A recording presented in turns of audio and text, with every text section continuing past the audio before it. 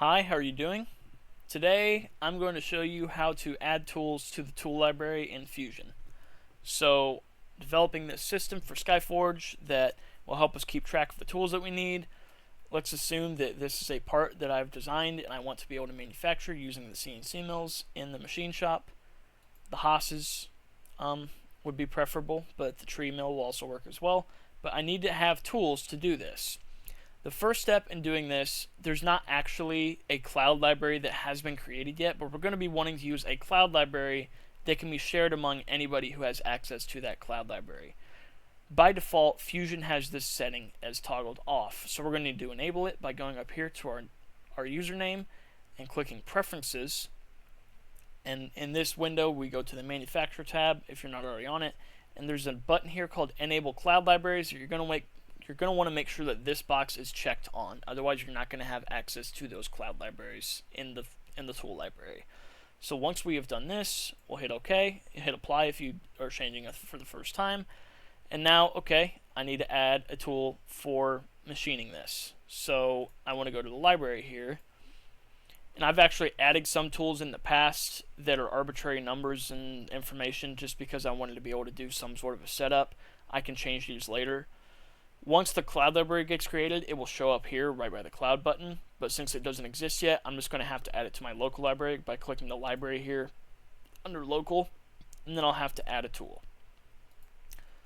So the tool I'm going to be adding today is going to be a 1/2 inch diameter 2-flute end mill that's 3 inches long, and I have also measured the flute length as 1.5 inches.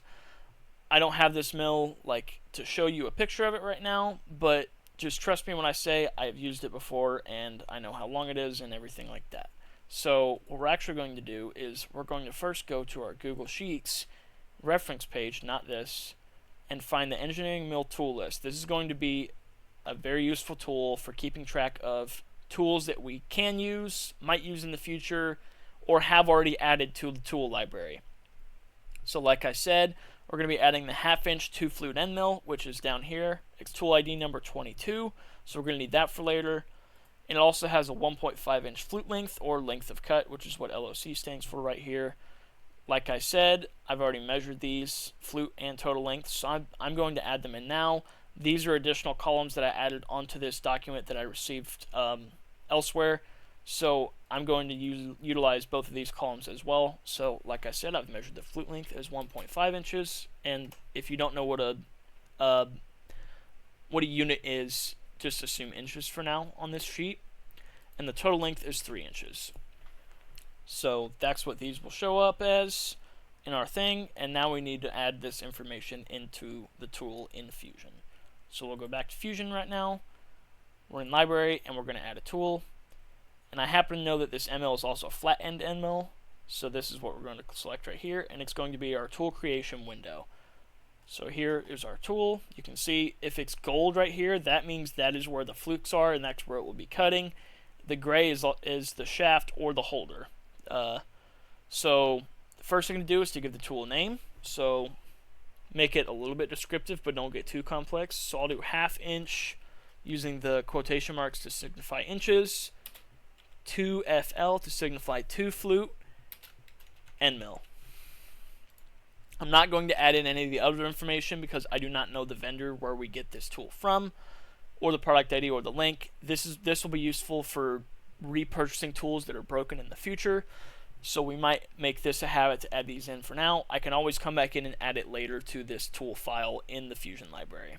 So next I'm going to go to the Cutter tab here. And the first thing I'm going to do is I'm going to change this to inches because I'm an American. And then I'm going to go through all these other columns. We're going to keep the flat end mill. That's what we want. We're going to keep clockwise spin rotation. We need to change our number of flukes down to 2 because it has 2.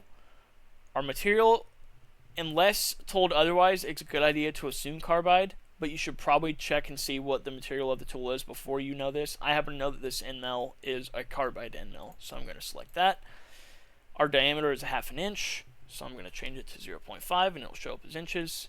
This will automatically update to 0.5 inches as well, unless you specify otherwise. This is usually the case for end mills, but there are some end mills that have a smaller flute diameter than shaft diameter that you might need to specify. Our overall length, as I said, I've measured it to be 3 inches, so I'm going to change that to 3. And I'm going to actually skip these two for now and go straight to the flute length and change it to 1.5 inches because I've measured that as our length of cut. And it's going to get angry at me because the shoulder length is needs to be larger than the flute length. As you can see, when you click these windows, it highlights what region it is referring to on the end mill in this little drawing right here. So the shoulder length is from here to here, and the flute length is from here to here, and obviously like the flute length cannot be longer than the shoulder length because it's physically impossible for the tool. This is not necessarily important for the tool file. If you want to measure this and add it in, you totally can, but for now I'm just going to make sure that it's bigger than the flute length. And the length below the holder can also be equal to the shoulder length for now, so I'm just going to leave that as the case for now. And now you can see with adding that information in, our tool has updated. The gauge length it is usually used by the CNC machines, such as the Haas's, to automatically offset how low the tool needs to be from like the top of the holder. So it will automatically do this in the Haas mills with the probe. I do not know how that works yet, so I will add this in later as a feature. For now, I'm just going to leave it at 2 as the default. I'm going to skip the shaft and holder tabs for now. I might eventually do a video on how to create a holder if that's something that we want to do, but I've never used it before. So for now, I'm just going to skip it. And I'm going to go to the cutting data. This is also where we want to use our reference sheet here. So not this one. We've already added in the flute length and the total length to our tool. We will need this later as the tool ID number, but this is where we want to use another document, which I'm going to share. And I have highlighted a link that I use for speed and feed references for tools. So we'll go to this website, and it pops up, and here's a little calculator right here. So we're going to be using inches. We're going to be using a mill. You can also do drilling and then turning on lathes, but for now we're going to be milling. Leave aluminum as the default. Like I said, we have a carbide tool, so we're going to change it to carbide. Skip the cutting speed for now.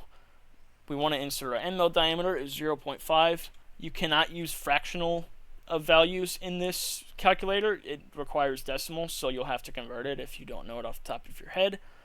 The spindle speed, the machine max of the Haas mills was listed at 8,000 RPMs. You will rarely want to go that fast, but you can list it as the maximum for now. There are 2 cutting edges on this thing. We want to know the chip load, so that's what we want to be able to calculate. So we're going to click calculate. It'll show our chip load here. We'll just have to make sure later in the manufacturing that that's automatic for it.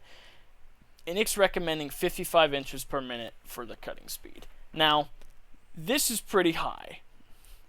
So even with a high spindle speed of like almost 7,000 RPMs, this is really, really high for a cutting speed. I would not recommend going super high with these, but the spindle speed can be used. I like to round up to the closest unit of hundreds or thousands if it's close. So I'll probably round this value up to 7,000 RPMs by default, but the feed rate will probably need to be lower than this, even if we are cutting aluminum. It's just not a great idea to go this fast in a machine. So now that I've done this, I'm actually going to go back to Fusion, and I'm going to change the spindle speed default to 7,000, like the calculator said. And I'm going to change the ramp spindle speed to make sure it matches, which it does as a function, so it should match. We're not going to worry about the surface speed. This is more of a calculation based on the spindle speed and the diameter of the tool, so that's fine to leave. The cutting feed rate, this I'm going to do. A good baseline would be to probably cut the value on the Speeds and Feeds website in half, and then some. So I'll just say 25 for now. That's probably going to be good enough. And most of these will automatically update based on what this is due to these functions. Feed per tooth will be fine. We'll leave the lead in and lead out feed rates at 25. Transition feed rate should also be 25.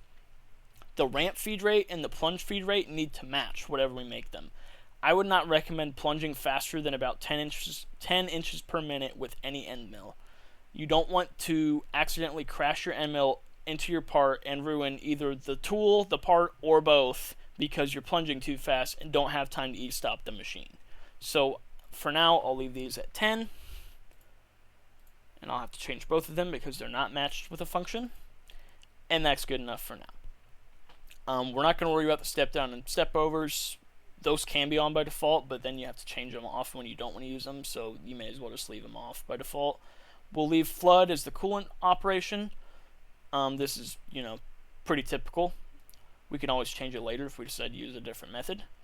And then we'll go to our post processor. And this is where we're going to need that tool ID number. So just to double check, pretty sure it was tool 22, but yes it was. I just wanted to double check and make sure. It's a good idea.